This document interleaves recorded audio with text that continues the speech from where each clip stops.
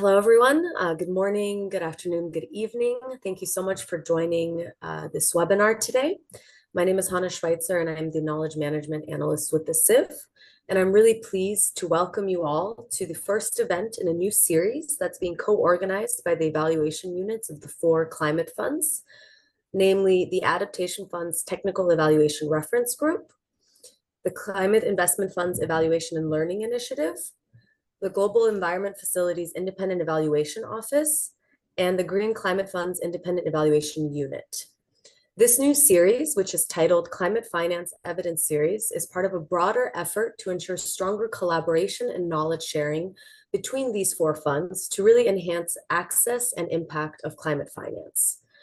So each quarter, one of the 4 climate funds will lead the organization of a learning event. So please stay tuned for future opportunities for learning. So to kick things off, today the CIF is really pleased to host this first event in the series.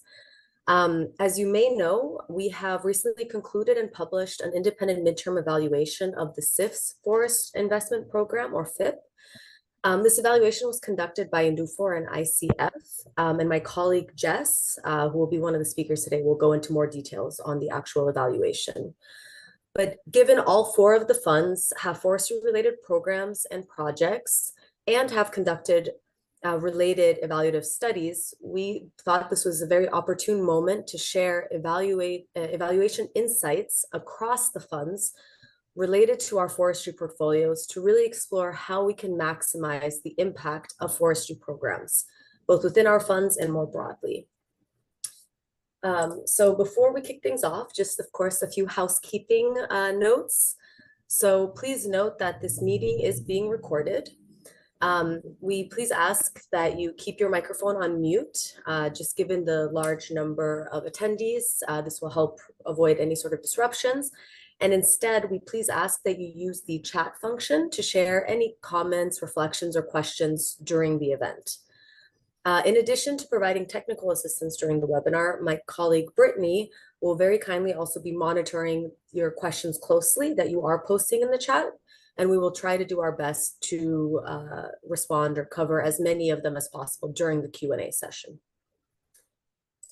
So for the agenda, as you may have seen, we have a jam-packed agenda of star speakers, so I won't spend too much time on this, but just wanted to briefly go over and say that we will begin by having presentations from each of the 4 climate funds to share lessons and recommendations from recently conducted forestry-related evaluations. Following the presentations, we will then have a panel discussion with these 4 presenters on some of the key topics, such as how to ensure sustainability of forestry programs, strengthen social inclusion aspects, and increase private sector participation. This is also the part where some of your questions will be responded to.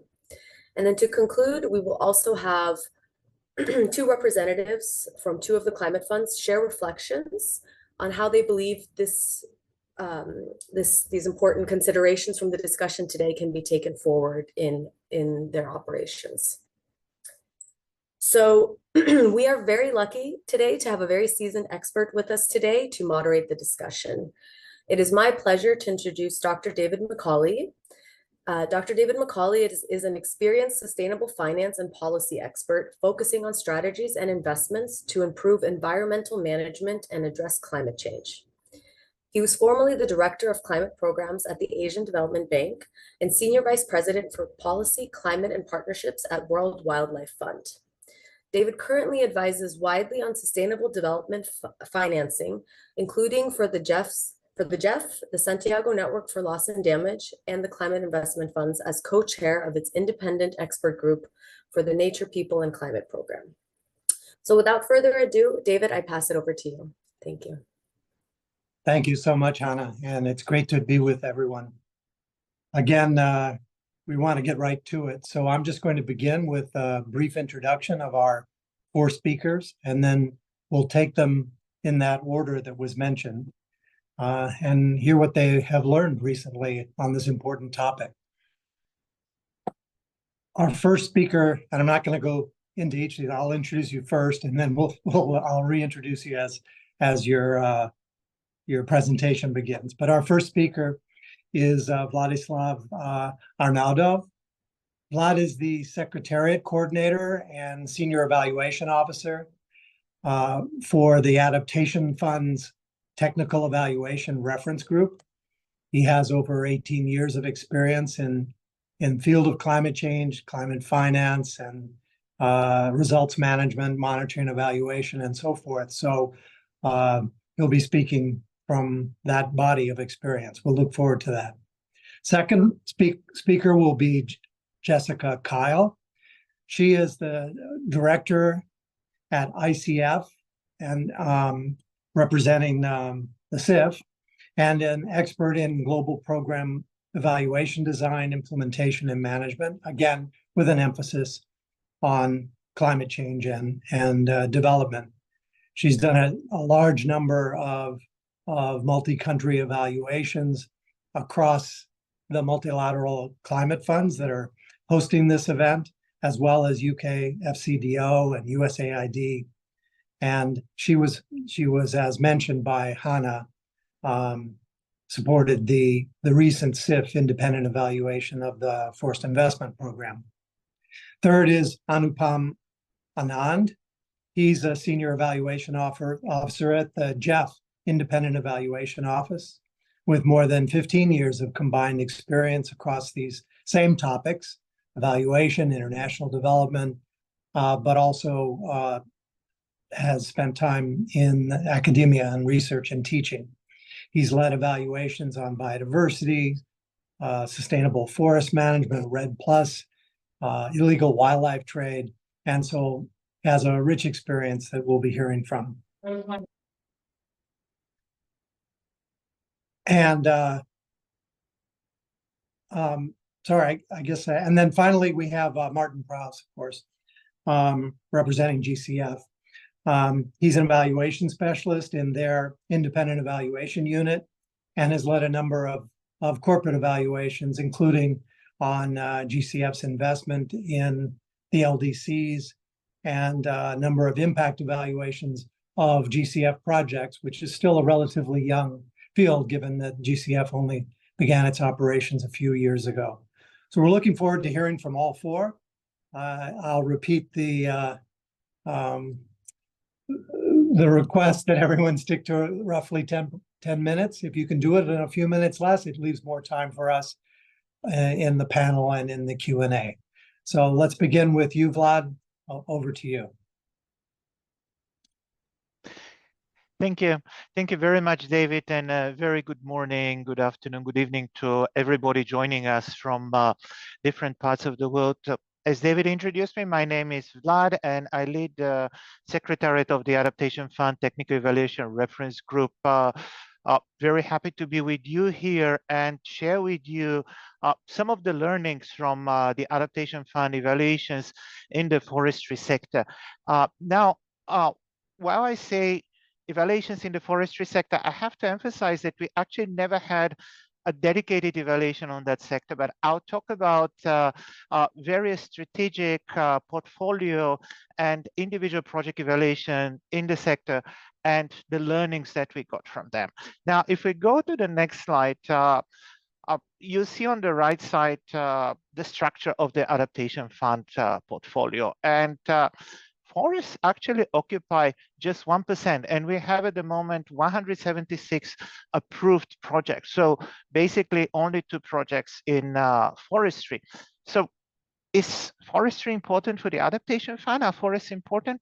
And traditionally, we all see them as mainly mitigation activities, but the answer is yes, forests are very important in the Adaptation Fund portfolio.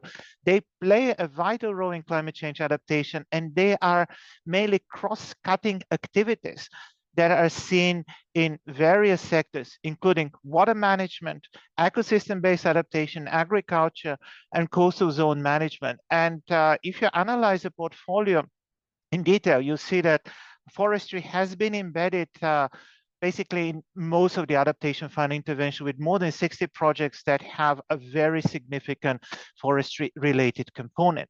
So I'll share with you today some of the evidence and learnings that we saw from strategic level evaluations from evaluation synthesis, as well as what we saw in different sectors. So if we move to the next slide, it shows some of the evidence that emerged from a recent rapid evaluation. And the rapid evaluation of the adaptation fund is the first stage of our comprehensive evaluation, which will be taking place over the next 2 years. The rapid evaluation was basically a synthesis of various evidence available across the fund. And what the evaluation showed is that resilient agroforestry and ecosystem-based adaptation, they enhance adaptive capacity across the adaptation fund portfolio.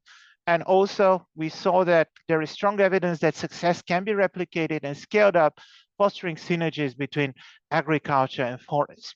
But at the same time, there was some uneven evidence in areas such as equity and inclusiveness in forest-related adaptation efforts.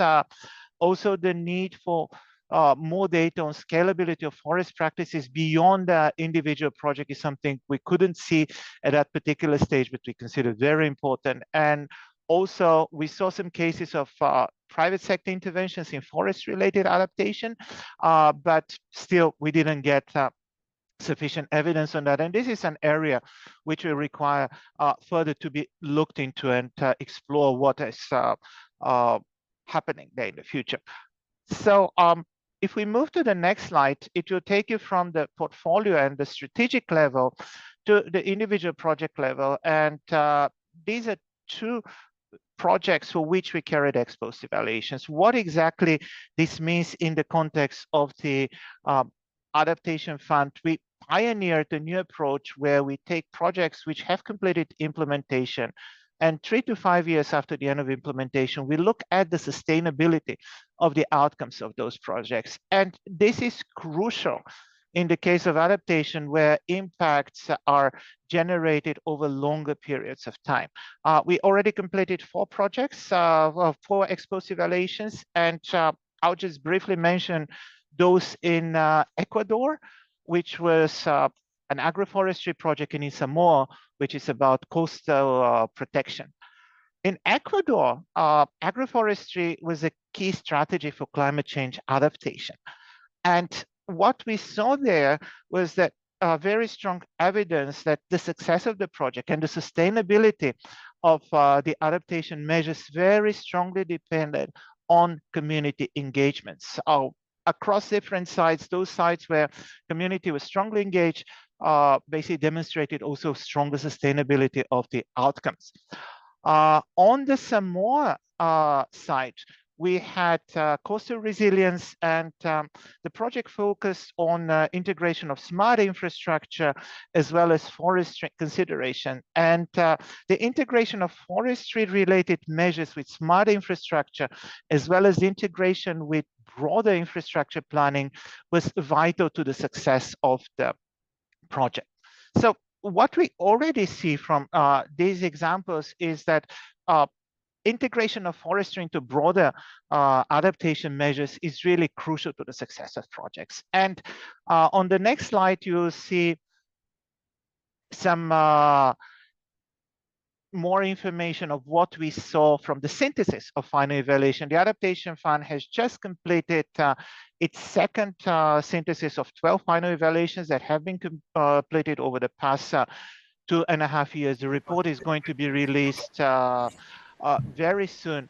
But among those 12 projects, reforestation accounted to 24% of the projects and generated positive environmental and adaptation impact. And it was closely linked to land and soil conservation and ecosystem conservation, which are critical to maintaining the health and resilience of forest ecosystem. So overall, the integration of forest-based solution into broader adaptation strategy could significantly enhance ecosystem resilience and support sustainable livelihoods. And this is what we saw across all the evaluations. And now I'll take you in the next 3 slides through the individual sectors, because I said that at the very beginning that forestry actually plays a cross-cutting role in the adaptation fund portfolio. And the agricultural sector is one of those sectors where forestry is vital to the success of adaptation measures.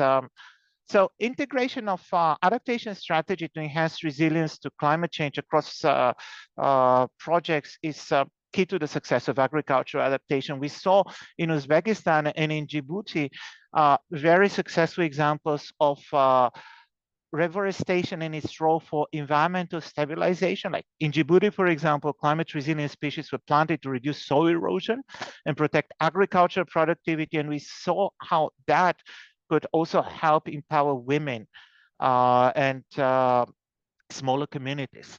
In Argentina and Uruguay, we had very good examples and strong evidence how training is linked to the success of agroforestry, and how working with local communities and transferring knowledge to them help the sustainability of the overall interventions. At the same time, in the agricultural sector, we also saw challenges, such as in the project in Madagascar, which highlighted the difficulties in implementing large-scale reforestation within short project timelines. And that project also emphasized the need to have long-term, locally managed approaches to achieve significant climate resilience. So overall forestry in the agriculture sector, we can say it's contributed to soil stabilization, water management, as well, but there were challenges that were related to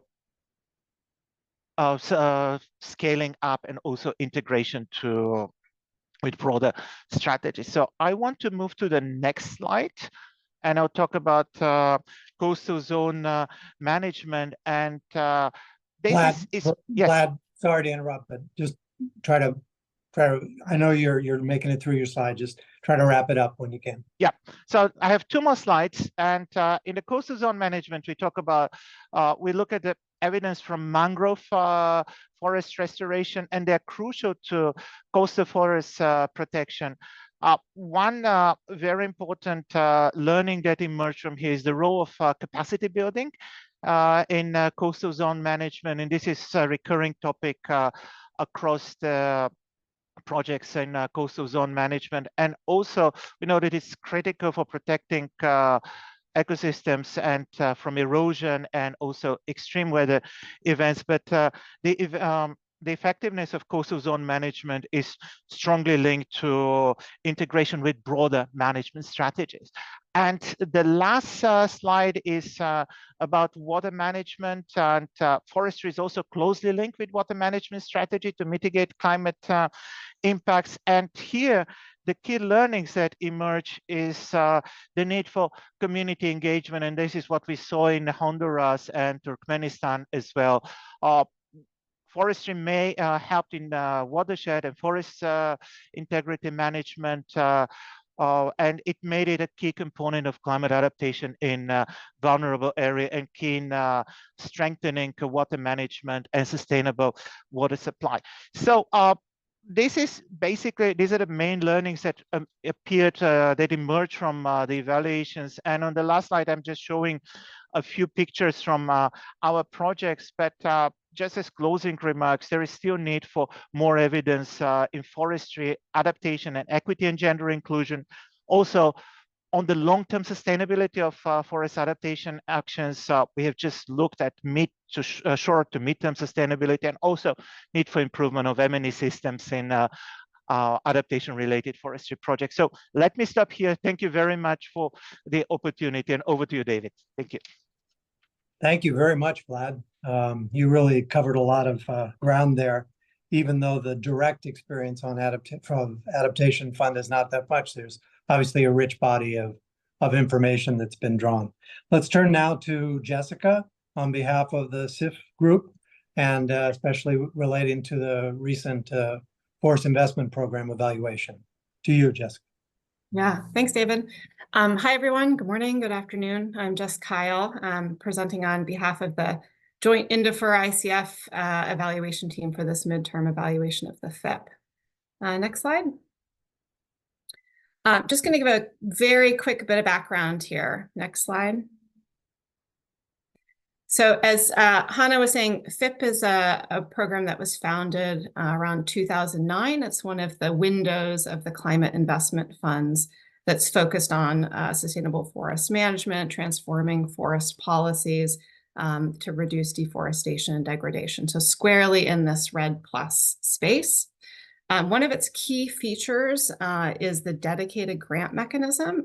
It's a separate program that provides direct and self-governed funding for Indigenous peoples and local communities, IPLC. And just briefly on this evaluation, this was a learning-oriented midterm evaluation of both the FIP and the DGM, really trying to understand what worked, what didn't work, who did it work for, what context did it work in, to inform learning and future programming. Next slide.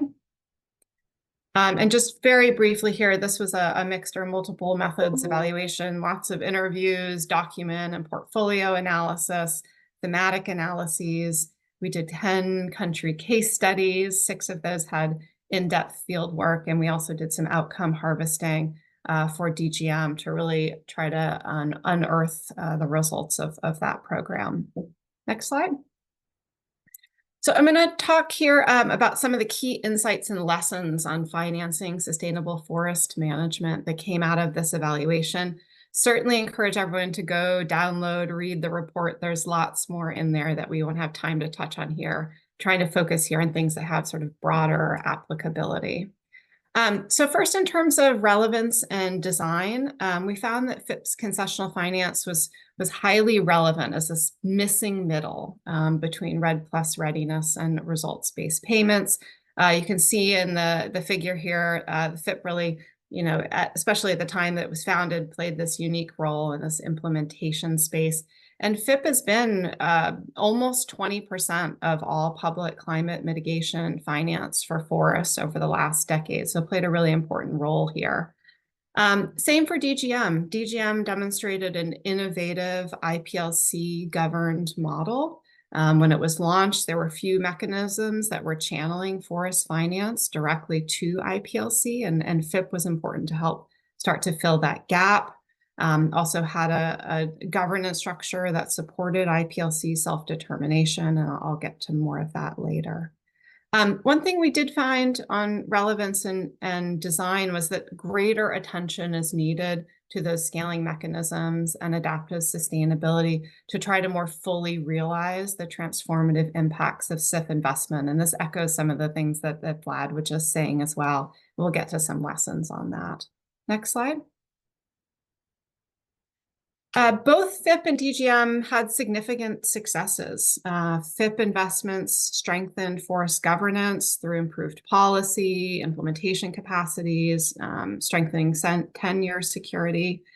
FIP helped unlock REDD+ payments in 4 countries, brought a significant, that's 35.9 million hectares of forest under sustainable use, delivered benefits to project participants. DGM was particularly strong in terms of IPLC's sustainable livelihoods and enhancing capacity to manage and implement finance. FIP did have a strong objective around private sector engagement for forest finance that wasn't fully met. There were a number of reasons for this, a government-led investment planning process that tended to privilege public over private sector investment, some design flaws in the private sector set-aside mechanism, and really the MDB's own relative inexperience, bit of caution and hesitation in the forest sector when FIP was being designed and implemented nearly a decade ago. Next slide. In terms of inclusion, equity, rights-based approaches, FIP really focused a lot on small-scale actors, and that meant that its livelihood enhancements really benefited poor, rural, local communities. Some of this was a result of good targeting. There were project areas being selected for higher rates of deforestation and degradation, higher rates of poverty, higher proportions of Indigenous peoples and ethnic minorities. There's a good, focus on rights-based approaches in most investment plans, although some mixed follow-through into design and implementation. Some projects that, really delivered on those rights-based ambitions, and others where land tenure insecurity was addressed relatively weakly, leaving some potential risks for equity and conflict open. We also found that in some cases, elite capture, risk aversion, this need for speed sometimes limited the extent to which the poorest and the most vulnerable benefited. For example, sometimes better off community members might be selected as project participants, for example, those with land titles, to help speed up the implementation process.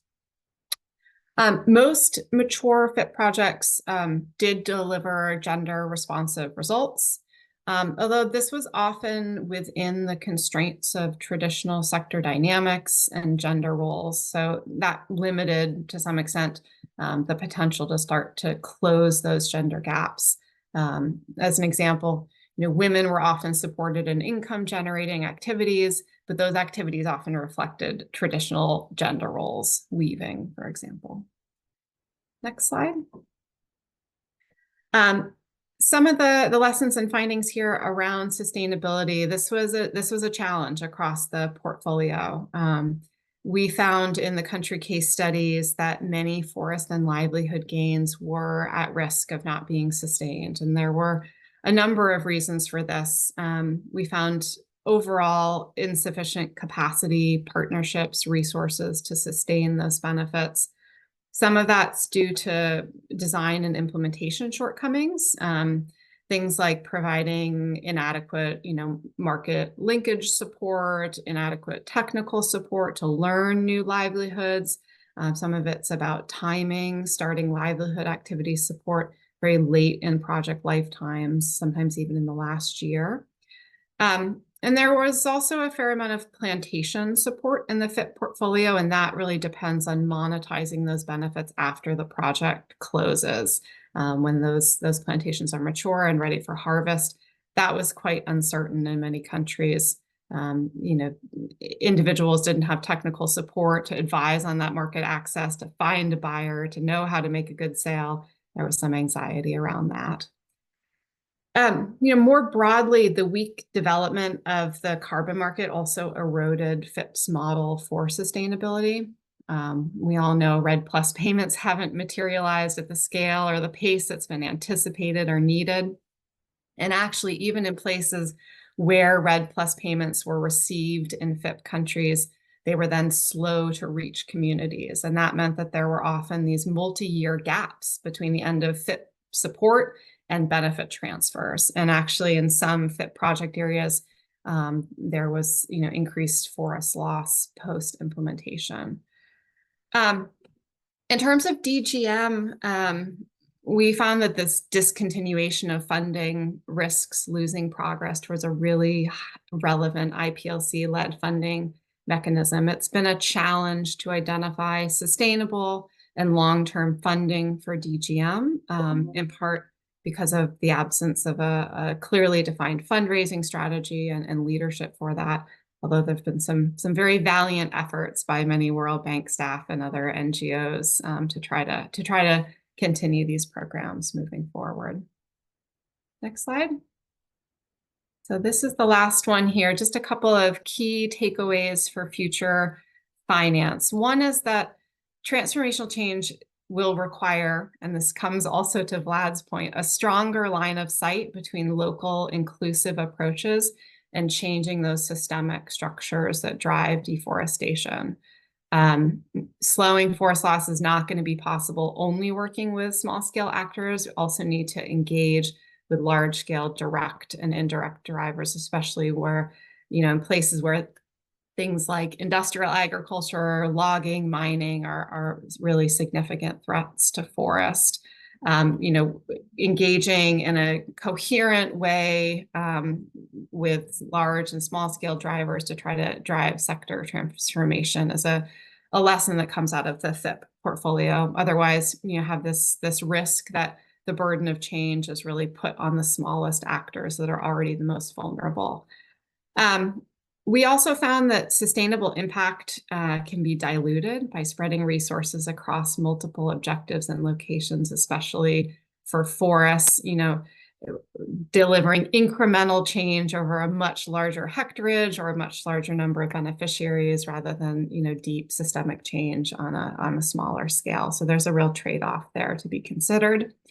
It's clear that a new approach for engaging the private sector is needed, provide more nimble, more aligned financing, and I think we'll talk about that a bit later.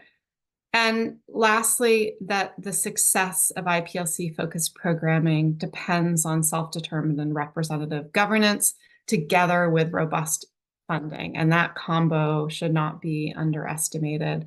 It was unfortunately a missed opportunity to discontinue those programs that took a lot of time and effort to set up in favor of building new structures elsewhere. So I'll stop there and pass back to you, David. Thanks. Thanks, and thanks for both of you, to both the speakers, for staying on roughly on your time. We're running about 5 minutes late, a little more, but we did start a few minutes late, so that's good. Let's turn quickly then to Anupan to fill us in on perspectives from GEF, which clearly has the longest and broadest history of experience in this field. Please, Anupan. Thank you, David, for the introduction. And before I begin, I would like to thank the SIF team for hosting this event. So today I'll be sharing the key findings from the evaluation of the GEF support to sustainable forest management. Next slide, please. So this evaluation was based on a portfolio of around 640 projects supported by GEF in 133 countries. And results are based on around 250 terminal evaluations. So this is one of the largest body of evidence on what works in SFM and what doesn't work. The total value of GEF investment in SFM to the date was 400 billion, and that has leveraged a co-finance of around $23 billion. The World Bank, UNDP, and FAO, they were the agencies with the highest proportion of SFM funds. And in terms of the distribution of these projects, majority of them were distributed in Latin America, followed by Africa and Asia in that particular order. So in Latin America, for instance, we had around 30% of the projects, and Africa was not too far behind. Around 28% of the projects were in Africa. Next slide, please. So in terms of findings, the outcomes of 81% of the completed projects were satisfactory. However, sustainability remains a challenge, as only 57% of the completed projects were likely to sustain their outcomes. The GEF has supported both environmental and socio-economic outcomes. And as Blad mentioned, that forests are cross-cutting. And in GEF, forests serve the climate change, biodiversity, climate adaptation, livelihood benefits, environmental governance. So as the financial mechanism for major multilateral environmental agreements, forests are really cross-cutting in context of GEF. And a major contribution of the GEF interventions have been the protection of at least 78 million hectares of forest. And it has also helped restore around 1.9 million hectares of forest.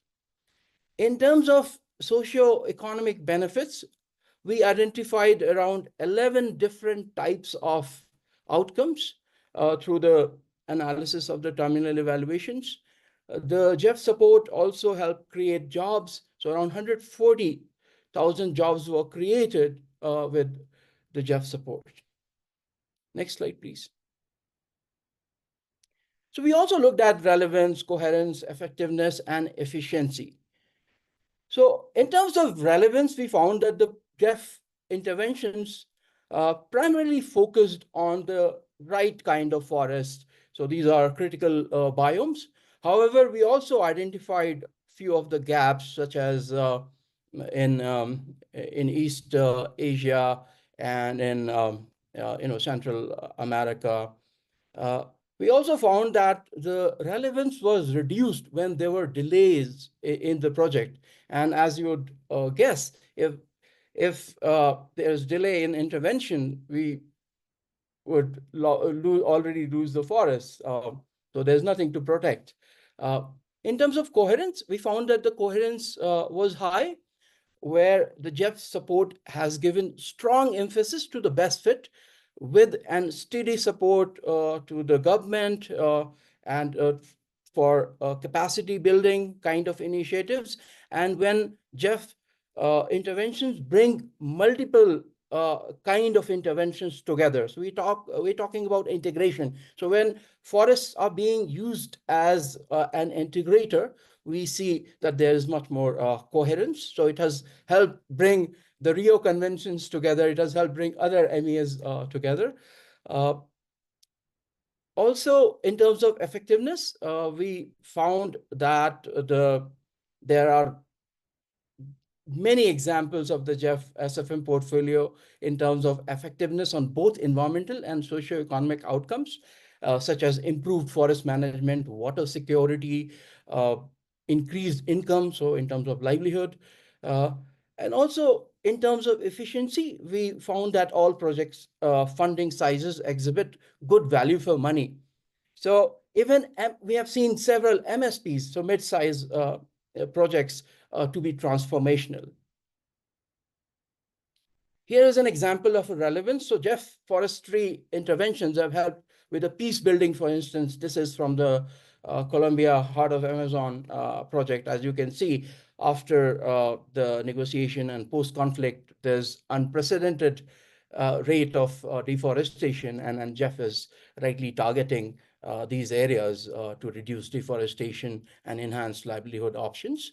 Similarly, in terms of impact, not only we see impact, but also we see impact through community-based approaches. And here is an example from the Mesha watershed in Thailand, where we use remote sensing to look at how community-driven approaches have led to reduced fire frequency in the watershed.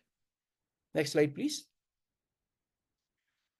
In terms of impact, we also looked at the additionality, and the evaluation found that the JEF has contributed to institutional governance, financial, socioeconomic, innovation, and environmental additionalities. Now, we also looked at sustainability, and as I mentioned earlier, that sustainability remains a challenge, as only a little more than 50% projects are likely to sustain the outcome. And a positive sustainability or enhanced sustainability is associated with contribution to national institutions, policy framework, and knowledge creation. We also found that the sustainability was compromised where stakeholder empowerment and capacities have been neglected. In terms of equity, we found that the JEF goals, guidelines, and procedures for equity are robust, and distributional outcomes have also been equitable. However, we also found that there were instances of marginalization of key IPLC forest stakeholders, lack of financial support for IPLC organizations, small enterprises were not taken to scale. So this is one a highlight that Jessica also mentioned. Next slide, please. In terms of strategy, so JEF until now didn't have a strategy on forest. SFM meant various things in various JEF phases, and the interventions were quite broad and diverse. However, we found that there was a lack of long-term vision and a strategy. Also, we found that there were challenges with the M&E in terms of using good evidence for designing better forest interventions. And as I mentioned, that there has been evolution in how JEF has been doing SFM. So from protected area approach to more integrated, focused on the drivers, GEF has come a long way in terms of how it does SFM on the ground. So the evaluation concluded. Yes. Just I think I have one maybe more minute. Yeah, thanks. Yeah, okay.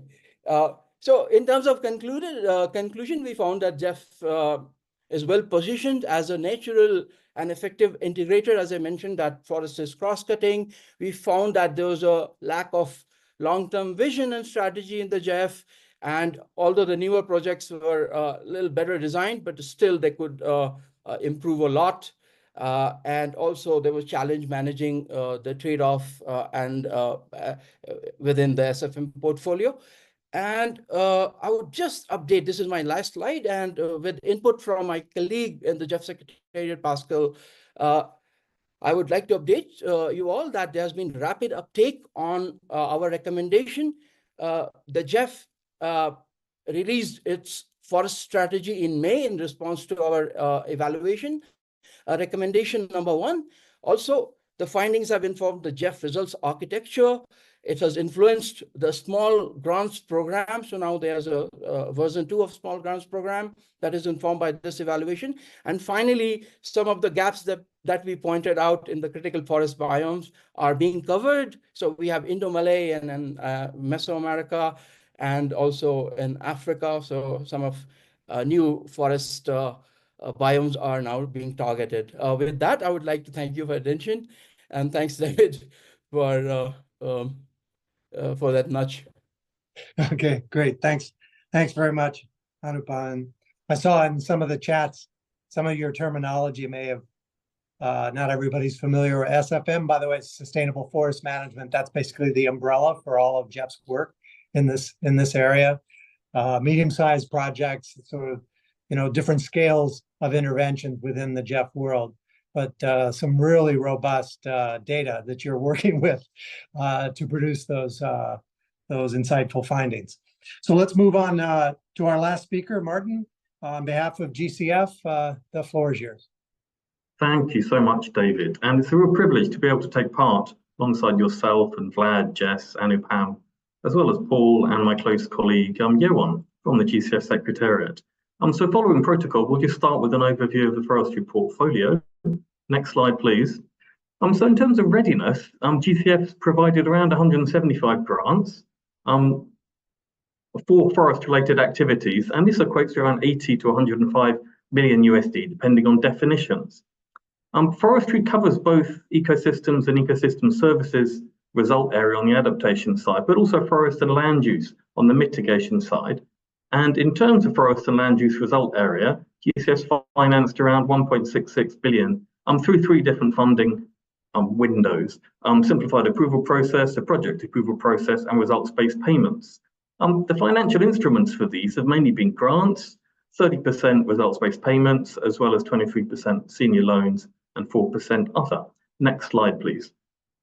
So we don't have a discrete independent evaluation of GCF's forestry portfolio, but I'm going to present to you very rapidly key takeaways from a raft of evaluative evidence and evidence reviews. We're going to cover 2 independent evaluations, 2 evidence reviews, and an impact evaluation. And I've got about 8 minutes left, so I'll do this very quickly. Next slide, please. So the first evaluation was on the GCF's request for proposals modality, and specifically we're focusing on the pilot program for REDD+. So this was approved in October 2017, and the budget was around 500 million. And this window, this separate discrete window, funding window from GCF, showed a much greater commitment and utilization rate than other funding windows that the GCF provided. The key achievements were the greater utilization of the envelope, the implementation of results-based payments of REDD+, predictability and alignment with the UNFCCC requirements in the Warsaw framework. But there were some challenges in terms of the uniformity of accredited entities and excess demand for this particular funding window. So 7 of the 8 countries came from Latin America, and of the accredited entities, 4 of the projects went to UNDP, 3 to FAO, and 1 to UNEP. So in essence, results-based payments REDD+ from the GCF rewarded countries for prior certified reductions in deforestation and degradation. And it has been a success because in the most recent board meeting in July 2024, the GCF board has extended this and has approved the principle for mainstreaming REDD+ results-based payments into the regular project and program activity cycle, and extending on an exceptional basis the pilot program on REDD+ results-based payments. So why has the GCF board extended this particular request for proposal funding window? And we'll cover that very quickly now. Next slide, please. So you can see here in terms of the timestamps, the Secretariat improved the predictability and timeliness of processing results-based payment applications. You can see here from the submission of project ideas through concept notes to funding proposal, Climate Investment Committee decisions, as well as board decisions, and funded activity agreement execution and effectiveness. There's the time for these reduced through time from FP 100 to FP 144. Next slide, please. We also find excellent reasons in the very recent independent evaluation on the GCF portfolio in Latin America and the Caribbean. So we find considerable compliance with the Warsaw framework within results-based payments REDD+. We found that the stipulation of the uses of the proceeds took time, but it didn't prevent access for countries. We found a very objective approach to payment levels based on scorecard values and the certified emission reductions using the UNFCCC methodology. And we found considerable country ownership. So international accredited entities were invited by countries to access the funding window. Next slide, please. And local partners were closely involved through framework agreements with local steering committees and project steering committees driving consultations. We found flexibility in the allocation of funds. We found considerable coherence and complementarity across country ministries. And we also found considerable potential for sustainability. We found new institutions and instruments in Colombia and Paraguay, MRV systems being enhanced in Costa Rica, and improvements in structures in Chile. Next slide, please. So we'll now cover some evidence from two evidence reviews. First, one from 2019, and then a very recent evidence review. Next slide, please. So our evidence reviews are different from our independent evaluations. So we look at the academic and grey literature on particular intervention types. So we looked at forest conservation in October 2019. We cast a very, very wide net. We looked at causal studies and non-causal studies. And what we found was that there's considerable evidence in Asia and Latin America, especially India, Nepal, and forest basins in Brazil, Indonesia, Mexico, Ecuador, and Peru. But really evidence within Africa is underrepresented, especially Central Africa countries, and that was a surprise to us. Next slide, please. In terms of the intervention types, we found most of the evidence on forest conservation focuses on protected areas, plus conservation based on through local communities. And most of the intervention types had a very thin evidence base. And we found surprisingly limited evidence on payments from ecosystem services. Next slide, please. In terms of outcomes, most of the outcomes in these studies, they measured forest cover impacts. Very few studies dealt with both environmental and social outcomes, and there's very limited evidence on trade-offs or on biodiversity or measurement of greenhouse gas emissions. There was also a lack of evidence on cost effectiveness. Next slide, please. We've also completed a recent evidence review on market-based approaches, and this looks solely at systematic review. So these condense causal evidence, either through a form of meta-analysis or a narrative synthesis that looks solely at the findings from causal studies. We drew in 28 studies on payments for ecosystem services, and I'll just recount to you very quickly our findings. Next slide, please. So what is payments for ecosystem services? Well, it's a voluntary transaction. A buyer purchases a defined ecosystem service from a provider contingent on provision of the service. We found from the systematic review, we found challenges with adoption, uptake, and use. We found a key factor in improving effectiveness was stakeholder and community participation, especially local community engagement. In addition, Another factor that enhanced effectiveness was transparent spatial targeting and land tenure arrangements. On the more institutional side, we found factors that improved effectiveness included institutional capacity, MRV systems, and financial support. So most of these factors are at the local institutional levels. And really the key takeaways are for us, the ensuring local community and stakeholder engagement, transparent land tenure arrangements, and transparent spatial targeting. Next slide, please. I'll also introduce very quickly, David, just findings from one impact evaluation on Madagascar. It is a really interesting piece of work. Next slide, please. So this is a project that the accredited entity who implements this project is Conservation International. The project covers the SLEM project, the SLEM project in eastern Madagascar covers 660 hectares over 15 districts. It's based on community-based natural resource management and works through the Ministry of Environment and Sustainable Development. It provides training and inputs to citizens to adopt practices to prevent land and forest degradation, and it improves resilience and food security. Next slide, please. So we did a clustered phase-in randomized design. This is a midterm evaluation. At baseline, we surveyed 1,800 households. At midline, 1,650 or so, and we conducted three different statistical approaches to measure the impact on those households that had received the intervention package earlier. Next slide, please. What did we find? Well, we found considerable adoption of a range of climate resilient agricultural practices. Listed here in terms of percentage points, from soil conservation to resistant crops, savings groups, and off-season rice. Next slide, please. We also found improvements in agricultural production in terms of ginger, and also diversification into non-farm livelihoods and off-farm livelihoods. Next slide, please.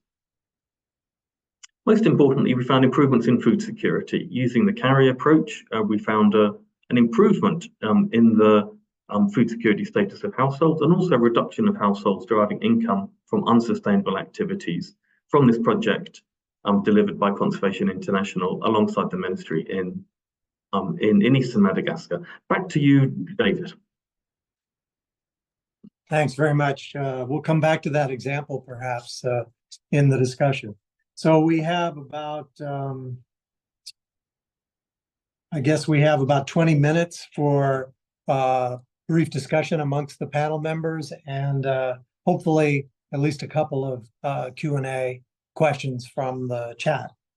And I think given the limited timing, what I'll do is I'll lay out a few topics here for your consideration, and then let you focus on those that draw closest from your recent experience. And I'll give you each a chance to speak again in the same order that you just spoke. So we'll start with Vlad. So the topics that sort of jumped out to me from your presentations that were sort of common had to do with scale, right? Sort of one of the topics has to do with scale, and that is, are you doing these interventions really at the local level with community driven and the experience that's been gained from that, or are you doing it more at the broader sector level? And also, in some cases, there were efforts to connect them. So that's one general topic around the social inclusion and engagement, including the DGM experience, for example, that we heard from SIF. A second topic would be on the role of the private sector. And we heard that there was some both limited experience as well as success in that area. And maybe you might say a word or two about how that, maybe there are lessons that come from that provide solutions. Again, not so much findings as much as lessons that translate into doing things better. So make your interventions more solution oriented. And the third topic has to do with sustaining outcomes, results, impacts at whatever level you're talking, and not just sustaining them, but also looking for opportunities for scalability and scaling those up, taking from lessons from the interventions and extending them elsewhere. So if you want to deal with any of those or several of those, you each have about 3 minutes to speak. And we'll start with Vlad based on your experience. Again, those topics are around the social dimensions, the sort of impact, the sustainability of impacts, as well as scaling those up, and then private sector engagement. Or back to you, Vlad. Thank you, David, and thank you for raising this very important question. So let me talk a little bit about the sustainability of outcomes and also about inclusion and scaling. I think these are like linked solutions, and I'll go back to our ex-post evaluations because they were actively looking into the sustainability of outcomes after the conclusion of the project implementation. As I said, 3 to 5 years, and we carried on our own funded evaluations. Now, what we found out is that community engagement is crucial for the sustainability of outcomes in forest-related interventions. And I can see a few reasons for that, especially in adaptation-related activities. If you talk about REDD+, and I think Martin was going through that actively, you talk about payment against results, but in adaptation, you don't have that clear payment scheme. So you have to come up with a way to show to the community what kind of value forests are providing, engage them in the maintenance of forests so that you can ensure the sustainability. Another aspect of that is training and capacity building. And this is also another thing that emerged through the evaluations that we carried out, the role of capacity building to sustain midterm outcomes. Now, one thing that we still need to look into, and I consider that this is a topic that we should also look at later, is what is the long-term sustainability? So look at the solutions of, look at the project maybe 10 years after implementation is completed and see how many of these projects are really operational and whether the impact is still being sustained or not. Now, on the scale side, this is also a very interesting topic. The Adaptation Fund has a locally led adaptation approach, and a lot of projects fall under that category. So we're not looking at sectoral interventions at some of the other funds, but working with local communities on the ground and setting up some positive examples. At the same time, it is important for countries and so governments to look, once the project is implemented, whether those interventions can be scaled up and how they can be scaled up. And in that case, interaction at an early stage between local actors and national actors is crucial, because when you have national actors involved in locally led adaptation activities, it also helps building the capacity of the national governments and national actors, and helping further in scaling up and replicating those solutions, and also building trust with communities and building understanding of the interventions is another aspect that really help the sustainability of projects, and this is something that can also sustain their scalability. So let me stop here. You said I have 3 minutes, and I don't want to take more time from the other colleagues, but happy to take more questions later. Thank you. Great. And if we have time, we'll come back to you for sure. Thank you very much, Vlad. Over to you, Jessica, on these topics. And I should make clear that when I'm talking about sustainability of impacts, we're using sustain for those maybe who might not be native speakers of English. In this case, we're talking about sustaining those impacts, maintaining the impacts, or expanding the outcomes, not necessarily the broader meaning of sustainability. Over to you, Jessica. Yeah, thanks, David. Yeah, I'd like to say a few more words, if I can, about this dedicated grant mechanism, because it's been such a unique and effective mechanism, to channel finance to forest-dependent IPLC, and I think there are some important lessons that come out of this for future finance. Building, basically, DGM established national steering committees at the country level that were made up primarily of IPLCs so that they could have self-determination, representation, decision-making power for how these grant funds were used in their countries. Just Indigenous peoples and local communities, Yeah. because we're to avoid the acronyms. Thanks. Yeah, yes, Indigenous peoples and local communities, yes. So those governance structures have been incredibly valuable. I mean, they've been key to generating trust, a sense of ownership among Indigenous peoples and local communities. But those governance structures have also been very challenging and fairly time intensive to establish. And so there are really some lessons to learn there, especially in places where there aren't existing networks, or representative institutions for Indigenous peoples or local communities.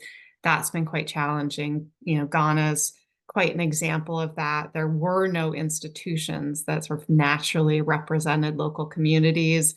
There were fears of elite capture if you worked through the chief system. There were NGOs approaching the World Bank claiming that they represented communities that the communities had never heard of. It's a really laborious process, ultimately to go to each of those 53 communities and ask them who they wanted to represent them. So, there's definitely an opportunity for learning and for guidance around how to develop those representative and accountable governance structures, and also how to balance this principle of self-determination with some of the normative expectations that often come with climate funds, things like gender equity, for example, that may not be mirrored locally.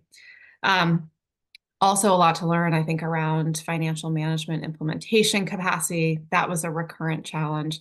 So those, the future programming would definitely benefit from trying to negotiate more streamlined processes, trying to balance things like due diligence, efficiencies, local capacities. So a lot to learn from that DGM experience.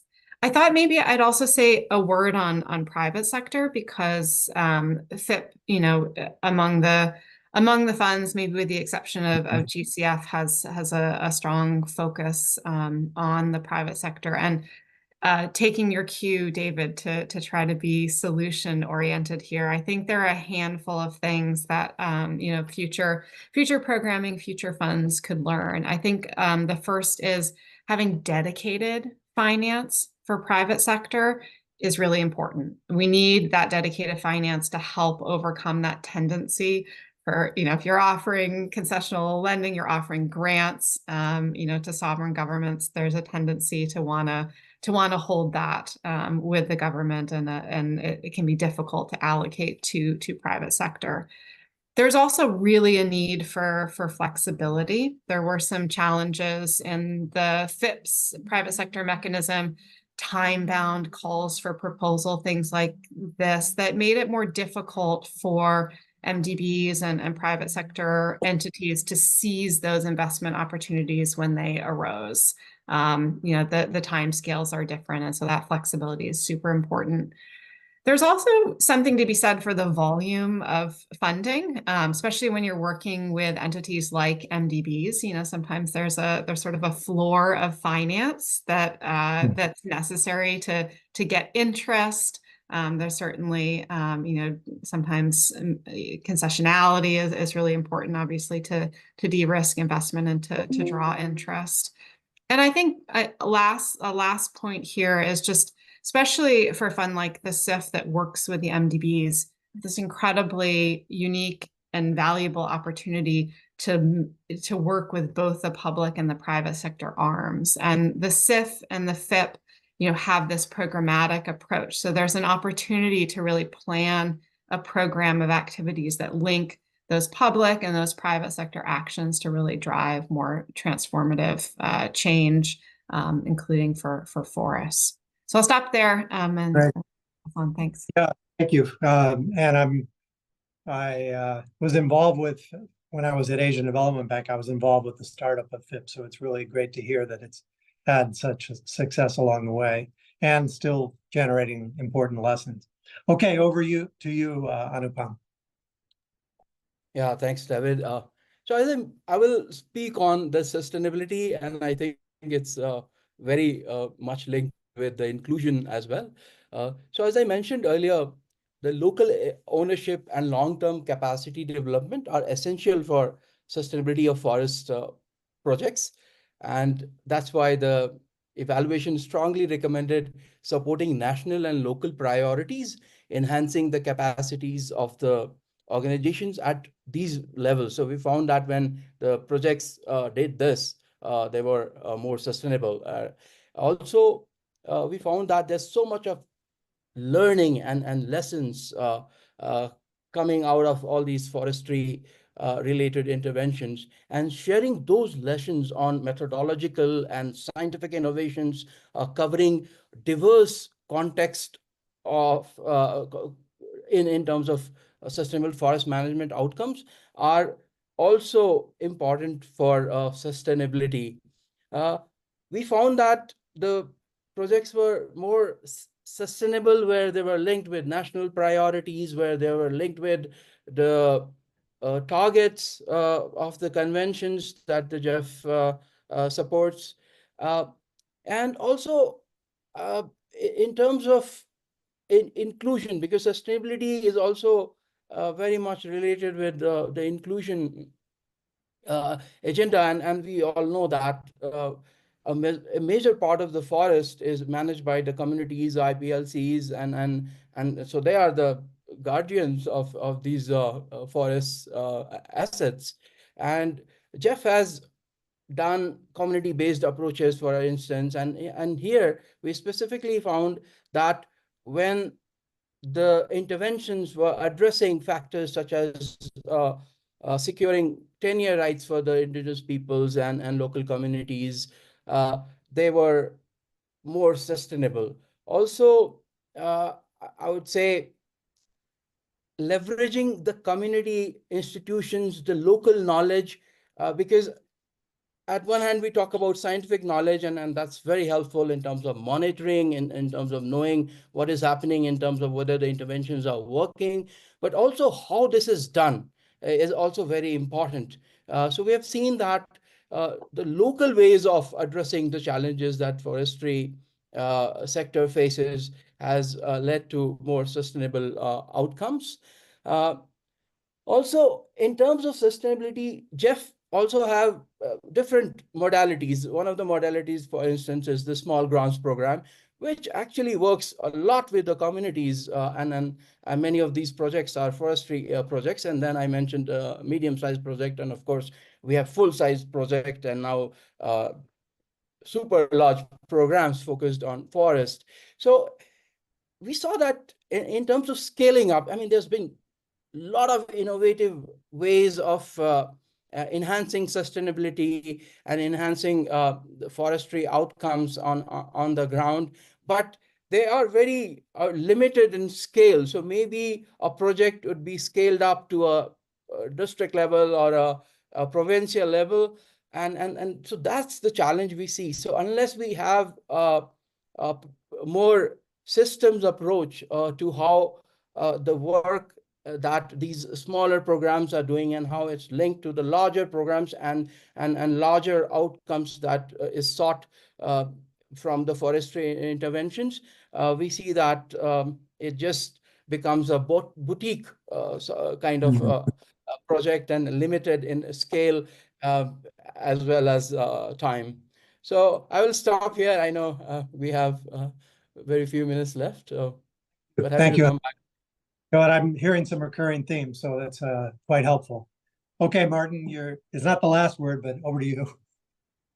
I'll be as quick as I can, David. And I'd like to go back to the theme that Jess highlighted, is the role of the private sector here, and just turn to the second performance review that Jess also contributed significantly to and was delivered to the board of the GCF recently. So within the GCF, the private sector aims to catalyse additional public and private finance, and the fund, or the second performance review completed by the Independent Valuation Unit, found that the GCFs had moderate success in accrediting mainly banks and financial intermediaries. So far around 3.9 billion in financing has flowed through the GCF's private sector facility. And as we look at the evolution of the GCF portfolio, we see a much greater sort of diversity of financial instruments that have been utilised by the private sector facility. Not much of this has flowed through into forestry, as we saw earlier, and we see mainly grants, we see result-based payments, we see 23% in senior loans, and we also see only 4% in terms of equity stakes and reimbursable grants. So this really highlights to us within the GCF portfolio, the private sector's involvement so far has been limited, and so there is considerable scope here for enhancing. And I also just wanted to round off just by perhaps turning to one of the questions in the chat, and it was just from Remus Emmanuel, who asked what incentives have proven most effective in attracting private investment to forestry projects. How can we align long-term forestry conservation goals with short-term business interests? And I think that's a great question to hand back to you on, David. Well, you can take a shot at it yourself if you'd like, because we're moving into the Q&A now. So that's a great segue. Why don't you give a quick reaction? I could give it a shot, and I may then ask fellow panelists to contribute too. I think the key intervention type that I've focused on also featured in the chat, and it's around payments for ecosystem services and the degree to which the funneled into either voluntary carbon markets or more formalized or resuscitated carbon markets. So I don't follow the price for emission reduction credits on a regular basis. There's a lot of variability there. But I mean, those markets are getting thicker, and that does seem to be one key area where the GCF has not approved projects. Right. But a lot of project financing within, but to me does seem to be the area that does bode well for future, and also perhaps in terms of sort of wider finalization of the global carbon market mechanism and so forth within the House Agreement and Article 6 and so forth. So there may be some leeway or some potential there. Back to you, David. Thanks. Yeah. Well, incentives is a broad question. They could also be broader policy, national policy incentives, and so forth. So, Brittany or Hannah, may I turn to you and see if you might curate one or two additional questions from the chat and reassure us that we have enough time for that? Yes, we can take maybe one additional question. There's a few questions on the private sector. There's one from Victoria Galliano. Could you please ask the panel if the carbon credits market have played any role in the sustainability of forests so far? So maybe one of the panelists can take that. Yeah, sure. Martin just gave a little bit of a stab at it. I'm thinking maybe Jessica or Anupam might have more experience with that. Did you want to respond? And I'll flag it also for Paul Hartman, who's coming up in a minute. He can maybe add that to his comments. Yes. Any reactions, Jessica or Anupam? You're welcome to weigh in, Vlad, but there's more on the mitigation side. Yeah, I can say a couple words because FIP as that missing middle in sort of the RED Plus journey was instrumental in a couple of countries and helping them get their ERPAs with FCPF, with that carbon fund. And I think the challenge is in the sustainability piece, and I started to allude to this a little bit in my presentation. I mean, the FIP experience is contributing to those emission reduction programs that will unlock, carbon payments through FCPF.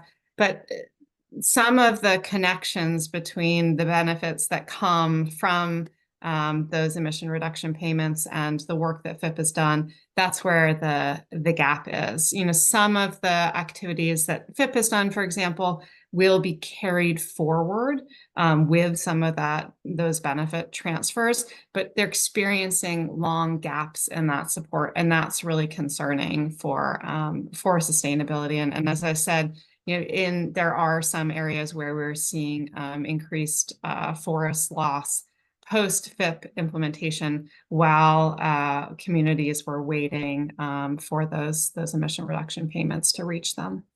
Yeah, and of course the carbon markets as they relate to forests have changed substantially since the earlier days, and they're still evolving. The voluntary carbon market's been going through some rather tough reputational times of late, and we're still waiting for the regulated markets to get approved through Article 6 under the Paris Agreement.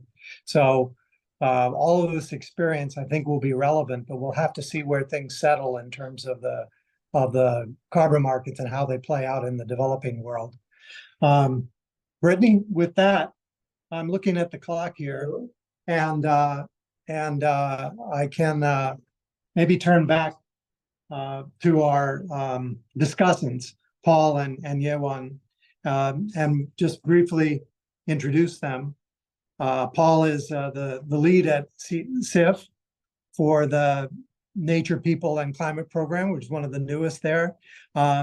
He brings a couple of decades of experience on natural resources management, including having been at the GEF, leading the design on their impact program around food, land use, and land restoration. And then Yewon, she currently oversees the results-based management of GCF's projects and programs, and is focused on data-driven insights and capturing knowledge from project implementation in these same areas on forests and agriculture and other sectors. So over to you, Paul. Your brief is pretty wide, but you only have a couple of minutes, so go ahead. Thanks, David, and thanks to all the panelists for their terrific presentations. Maybe I'll just start with the question you put to me on sustainability. I think Jess answered pretty well on the carbon markets, but one of the things to keep in mind for FIP is that it came out at a time where this was still fairly frontier, and really one of the goals was to push the MDBs into a space that was new to them, let's say, or not push, but encourage them. And I think a fair amount of sustainability has occurred, perhaps not through the markets, but through MDB's own investments in these countries to continue the work that they started through the FIP. So that's an important part of sustainability.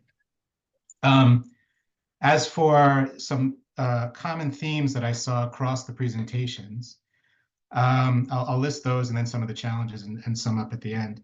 First of all, I think, we heard a lot about the cross-cutting nature of forests, particularly from the Adaptation Fund and the GEF, which referenced that it's cuts across the multilateral environment agreements, that's climate change, biodiversity, and land degradation. So it really has this power to bring in all these conventions and these global challenges that we're dealing with. It's also multi-benefit. So we heard about benefits for water, soil, agriculture, food security, and of course, both adaptation and mitigation. We heard about the benefits it provides to communities, specifically around women's empowerment, and the important role that it plays in sustainability. The communities play in sustainability through their involvement, and of course, the livelihood benefits that are generated.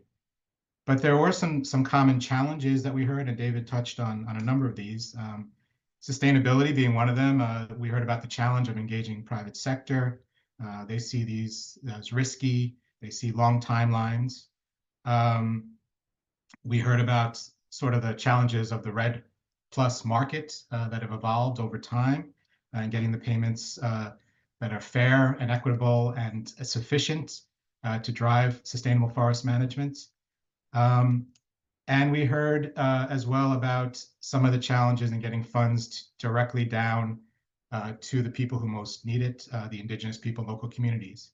I think DGM is a good example, a dedicated grant mechanism of a targeted approach where this has been fairly successful, and we need to see new and evolving approaches that play a similar role in getting funds down to those communities on the ground.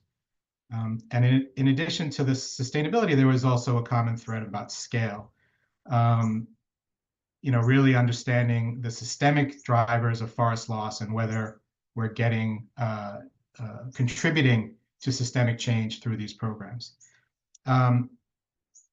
So I think, just in the discussion, one of the things that really struck me is there is almost a balance that needs to be struck between sustainability and inclusion versus scale.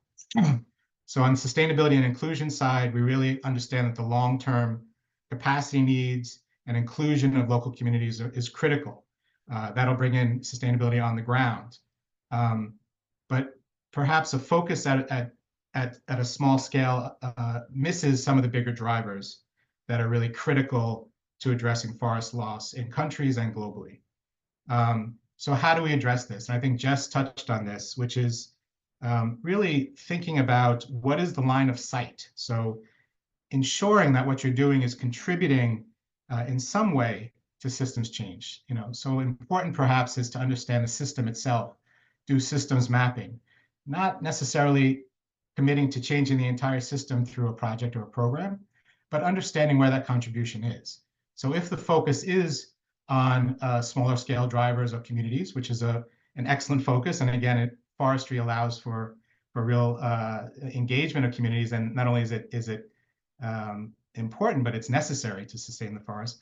Understanding how that is contributing to overall systemic change, and then understanding where some of those gaps are. So the CIF, the GEF, GCF, Adaptation Fund also need to recognize as donors that we can't be too focused on one side of the equation. There have to be focus on balance, focus on private sector, focus on payments. All of these things are critical if we're going to drive systems change. Our tendency as environmentalists, as development specialists, is to really target the local communities, because that's where we see value and impact most directly. But in order to get at these bigger issues, we also can't ignore the larger drivers of change that exist and ensure that we're targeting those to really drive improve forest management and reduce forest loss. Yeah, that's a great point to end on. I mean, that was very consistent across all the presentations. It's not enough to be top down or bottom up. You have to meet in the middle. You have to be consistent with national strategies, try to influence the strategies and the policies along the way based on the experience on the ground. So great. Over to you now, Yewan. We're trying to end by the top of the hour, so you got about 3 or 4 minutes, please. Okay, I'll be quick. Thank you, Paul, for the good overview and summary. I think that really covers all what we discussed tonight. So from my point of view, I think when we're designing the projects, there are many things that we can consider going forward, especially for this forestry sector. But I think we still want to catch all many benefits that we're coming in, especially for GCF. We're trying to engage with the private sector even more. And for that, I think Martin already provided some more examples that we had. And some of them, I think we're trying to do something differently with these paradigm shift concept, trying different approaches and test them if they can be contributing to the replicability and scalability. So I think this is some kind of test bed that we're trying to do. And then at the same time, even if we fail at achieving all of these multiple benefits that we're putting into the project, I guess it still achieves some of the results, and it contributes to the targeted impact that we wanted to have. So I think in that sense, we're still trying to make the projects as comprehensive as possible.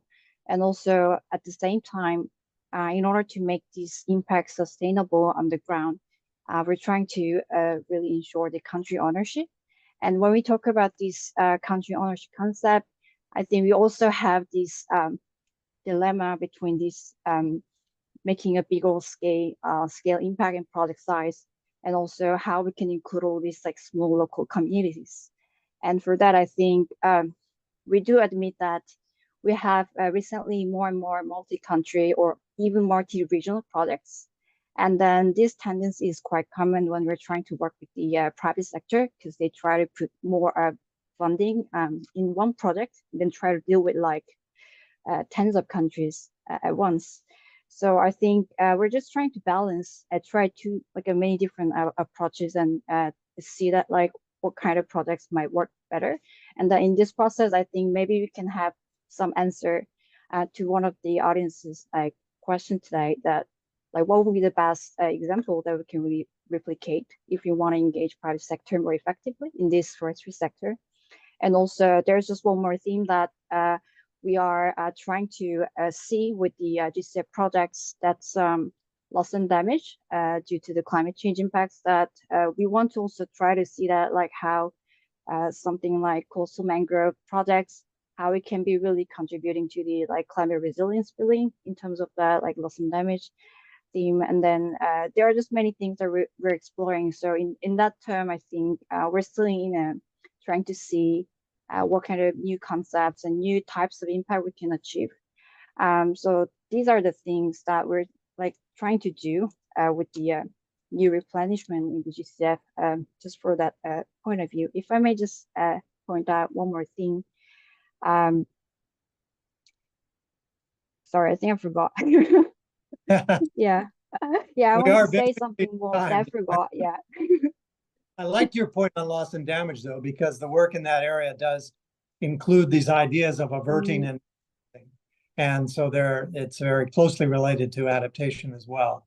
So we'll have to see how that plays out. Obviously, the institutional level is evolving very rapidly, and with the fund for responding to loss and damage, as well as the Santiago network at the international levels, new multilateral climate finance institutions being created beyond the SIF and JEF and Adaptation Fund and GCF.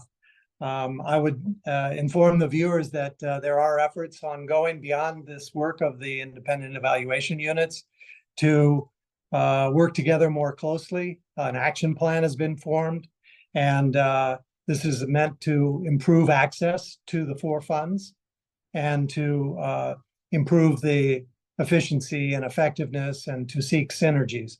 So this presentations today fit well into that framework. I'll turn back to you now, Hannah, after just I guess you'll ask everyone to at least virtually give some thanks to our speakers. And it's been my pleasure, and maybe reassure them that these presentations will be made available. I saw a lot of questions about that in the chat. Back to you, Hannah. Yes, thank you so much, David. And yeah, I know we only have a minute left, so I'm just going to do 2 really quick housekeeping points before officially closing. So the first point, as I mentioned in the chat, yes, we will be sharing the slides. We will be posting them on the event page, which I included in the chat, basically the event page for this event. They will be downloaded there, so you can easily view and download them. The second housekeeping point is just a minor comment. Jessica Kyle had an excellent presentation, but in the actual PowerPoint slides, there was a slight word missing. So in the slides, it said the FIP had brought 35.9 hectares of forest under sustainable land use. However, we just wanted to clarify that that's actually 35.9 million hectares. So a slight word omission, but it makes quite a big difference. So don't worry at all, Jess. We just wanted to mention, given the recording. That's all right. Anupam also said it was 400 billion, and it was actually 4. So, you know, these things happen. Exactly.